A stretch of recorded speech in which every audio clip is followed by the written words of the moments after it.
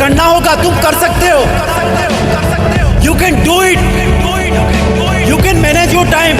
तुम्हें बाद में पछताने से पहले अभी अपने टाइम को सही ढंग से यूज करना होगा। लोग तुम्हारी चिता की आखिरी लकड़ी के जलने तक का वेट करेंगे, और जब वो आखिरी लकड़ी भी जल करके बुझ जाएगी, तब तुम्हारा भाई, बेटा, दोस्त, ये सब अनंत समय के लिए तुम्हें शमशान में छोड़कर तुम्हारी अगली यात्रा के लिए अलविदा बोलकर छोड़कर वापस अपने घरों में लौट जाएंगे। कुछ दिन तो तुम उनके बीच जिंदा रहोगे कि अच्छा इंसान था, थोड़े दिन और जी लेता, और फिर समय के भंवर में वो तुम्हें कहीं पीछे छोड़कर आगे निकल पड़ेंगे। वो तुम्हारा वापस आने का वेट नहीं करेंगे, क्योंकि उनको पता होगा कि जो एक बार चला गया वो वापस नहीं आता, तो वेट करने से क्या फायदा। बस तुम्हारी कहानी यहीं पर खत्म हो जाएगी।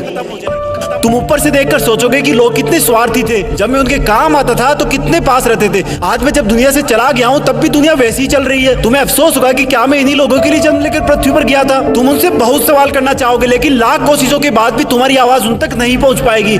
तुम वापस आकर फिर से दोबारा जिंदगी जीना चाहोगे, क्योंकि तुम्हें जिंदगी जीने का मतलब तब समझ में आ चुका होगा। तुम्हें महसूस होगा कि तब तुम अपनी लाइफ में अपने आसपास के माहौल में खुद को कितना भूल गए थे। तुम्हें जवाब मिल चुका होगा कि क्यों तुम अपने सपने पूरे नहीं कर पाए, क्यों तुम अपने सपनों की गाड़ी नहीं खरीद पाए, क्यों तुम अपने सपनों का घर नहीं बना पाए, क्यों तुम अपने बच्चों को अच्छी शिक्षा नहीं दे पाए, क्यों तुम अपना करोड़ों का बिजनेस खड़ा नहीं कर पाए, क्यों तुम्हारे सपने सिर्फ सपने बन के रह गए। तुम्हें सबसे बड़ी सीख ये मिल चुकी होगी कि अगर अगले जन्म में कुछ भी ना कर पाया ना, तो कम से कम टाइम वेस्ट नहीं करूंगा। तुम चाहोगे कि काश 2 मिनट, सिर्फ 2 मिनट और मिल जाए तो हिस्ट्री में जाकर अपने बेटे के साथ खेल सकूं, अपनी बेटी की शादी किसी और के साथ करा सकूं, अपनी माँ से अपनी गलतियों की माफी मांग सकूं, अपने पापा के सहारे की लकड़ी की जगह अपने हाथ से सहारा दे सकूं। तब तुम्हें लगेगा कि उस वक्त मेरे पास 24 घंटे थे, 52 हफ्ते थे, कई दशक थे, लेकिन मैंने कितना टाइम वेस्ट किया। माँ जगाते जगाते थक जाती थी, लेकिन तुम रात को देर तक पढ़ने के बहाने से सुबह 8 बजे तक सोते रहते थे, जबकि असलियत ये थी कि तुम चैटिंग करते रहते थे, अपनी फोटोज को एडिट करके अपने आप को स्मार्ट दिखाते थे, गंदे वीडियो देखते थे। कितना टाइम वेस्ट करते थे तुम। जब माँ का फोन आता था तो तुम अपने जवानी वाले प्यार के साथ बिजी रहते थे, और जब तुम्हारी माँ सो जाती थी तब तुम फॉर्मेलिटी के लिए एक मिस कॉल छोड़ दिया करते थे, ताकि तुम सुबह ये दिखावा कर सको कि तुमने इतनी रात को भी कॉल बैक किया। Shame on you idiot. तुम हर काम को, पढ़ाई को कल पे टाल दिया करते थे। जो हाथ तुम्हारे बूढ़े माँ बाप को सहारा देने चाहिए थे, वो हाथ हमेशा बिना मतलब ही मोबाइल पर उंगलियां फिराने में बिजी रहता था। तुमने कितने घंटे सुबह लेट उठने की वजह से बर्बाद किए। उन घंटों को मिला के कई दिन बन जाते। दिन से महीने और महीनों से कितने साल की जिंदगी तू एक्स्ट्रा जी सकता था। मेहनत करके अपने सपने पूरे कर सकता था, अपने माँ बाप को भी कहीं घुमाने ले जा सकता था, अच्छी किताबें पढ़ के अपनी लाइफ में कितनी वैल्यूज ऐड कर सकता था। अब मरने के बाद 1 मिनट तो क्या, 1 माइक्रो सेकंड भी नहीं मिल सकती तुझे, क्योंकि जिंदगी में कितने ही साल पहले ही मिल चुके थे तुझे। पर थैंक गॉड कि ऐसा कुछ भी नहीं हुआ। अभी तुम अभी मरे नहीं हो।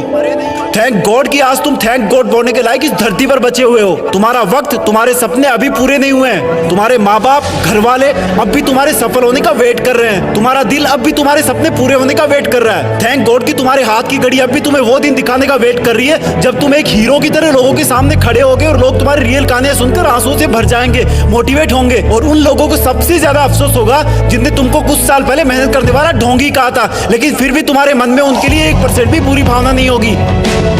ये अलार्म कल भी बजेगा। अगर तुम उठ गए तो ये तुम्हारे जिंदा रहने का सबसे पहला सबूत होगा। अगर तुम अलार्म बजने से भी पहले उठकर अलार्म को बंद करके अपने काम पर लग गए तो ये तुम्हारे सफल होने का सबसे बड़ा सबूत होगा। और अगर अब भी तुम डेली 12 घंटे सोओगे तो तुम्हारी आधी लाइफ तुम मरे हुए के समान जियोगे, क्योंकि सोता हुआ और मरा हुआ इंसान इस दुनिया में नहीं रहता। तुम्हारा आउटपुट एब्सोल्यूट 0 रहता है। अगर तुम डेली 8 घंटे सोओगे तो तुम्हारी 1/3 लाइफ ऐसे ही खत्म हो जाएगी, और अगर डेली तुम 6 घंटे सोओगे तो तुम्हारी 1/4 लाइफ ऐसे ही गुजर जाएगी। अरे कई महान लोग तो सिर्फ 4 घंटे सोया करते थे। रात को सोकर सुबह उठने का मतलब है कि हमें और मौत में 1 दिन का फासला और कम हो गया है। इससे पहले कि मौत तुम्हारे पास पहुंचे तुम अपनी मंजिल तक पहुंच जाओ। अपनी कहानी लिख दो। जो लाइफ में करना चाहते हो वो कर लो, पर कम से कम सुबह जल्दी उठना सीख लो, क्योंकि तुम ज्यादा जीने के लिए अपनी उम्र नहीं घटा सकते। सिर्फ और सिर्फ बची हुई जिंदगी में टाइम मैनेज करके अपना टाइम बढ़ा सकते हो।